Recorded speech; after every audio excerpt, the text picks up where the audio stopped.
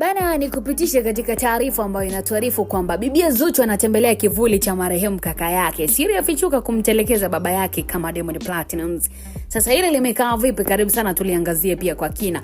Bana, ni kupitisha kwenye taarifa ya March 2007, tasnia ya muziki wa taarabu ilipata pigo baada ya kumpoteza mwanamuziki Omar Kopa, mtoto wa nguli wa muziki wa taarabu Hadija Omar Kopa. Sasa Omar Kopa alifariki dunia Machi 26 mwaka 2007 akiwa na umri wa miaka 23 na kuzikwa siku iliyofuata visiwani Zanzibar. Licha ya kuondoka akiwa bado kijana, aliacha alama kubwa sana kupitia nyimbo zake ambazo zinaendelea kuishi hadi leo, ikiwemo Bwana Ndio, Kindumbwe, Nifagilieni, Imetulia, Mambo Hadharani, Kama Noma na Hakuna Kulala.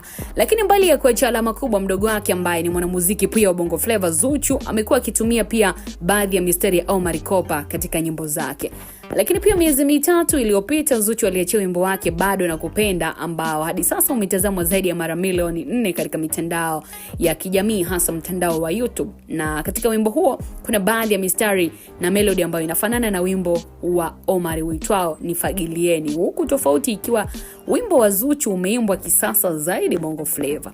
Lakini mbali na wimbo huo, ngoma nyingine ni ile iliyomshirikisha Diamond Platnumz wale ambao umeendelea pia kufanya vizuri sana mjini YouTube, na msanii huyo aliingia tena katikati ya hazina ya nyimbo za marehemu kaka yake na kuchukua mistari. Sasa katika wimbo huo Zuchu ametumia mstari mmoja wapo unaosema chote ni choyo, usijali wao kitawaumiza, mstari ambao uliwahi kusikika kwenye wimbo wa Omar uitwao Imetulia hiyo. Hivyo mbali na msanii huyo kuruka na mistari ya kaka yake, lakini pia amewahi kutumia jina la wimbo Hakuna Kulala ambalo jina hilo limewahi kutumika katika wimbo maarufu wa kaka yake Omar Kopa. Aidha, baadhi ya mashabiki wamekuwa wakimpongeza msanii huyo kuendelea kuenzi kile kilichoachwa na kaka yake, huko baadhi wakimnanga pia wakidai kuwa ameishiwa mistari, pengine ndio maana nyimbo zake nyingi kwa sasa zimekuwa zikiegemea kazi za marehemu kaka yake. Kwa namna hiyo, licha ya Omar Kopa kuondoka duniani akiwa bado ni kijana, kazi zake zinaendelea kusikika na kuishi kupitia sauti ya mdogo wake Zuchu ambaye anaonekana kuenzi urithi wa kaka yake kwa namna ya kipekee. On other side, tukiachana na story hiyo ya Bibi Zuchu kutembelea kivuli cha kaka yake, baada kumeibuka mijadala mipya mitandaoni waambao wakisema kuwa licha ya kuwa Zuchu ni mtu maarufu sana kupitia nyota ya kaka yake marehemu Omar Kopa, baba yake mzazi ameonekana kupitia maisha magumu sana, kwa madai ya wambea wamedai kuwa Zuchu hamsaidii chochote baba yake kama ambavyo anafanya kwa mama yake Bibi Hadija Omar Kopa. Zuchu amekuwa akimsaidia sana mama yake kuliko baba yake mzazi. Wiki kadhaa zilizoweza kupita nyuma hapo, Zuchu alimzawadia gari la kifahari mama yake, lakini mpaka leo baba yake anatembelea kwa miguu, hana hata IST, jambo ambalo limewacha midomo wazi watu wa karibu ambao wanamuona baba yake huko visiwani Zanzibar. Hatujui nini sababu pengine ya Zuchu kumpoteza baba yake, maana story ya maisha yao hatuna.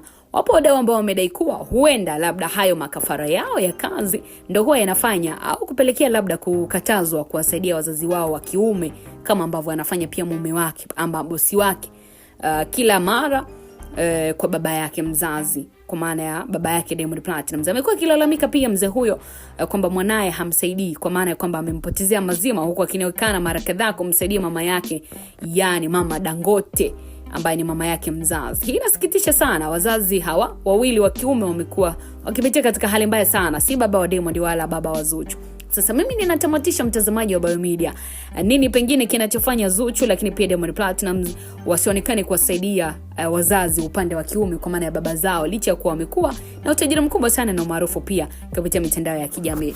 Hapo mwanzo enjoy mpaka hapa ambako tumefikia. Till next time, uwe na wakati mwema. Bye bye.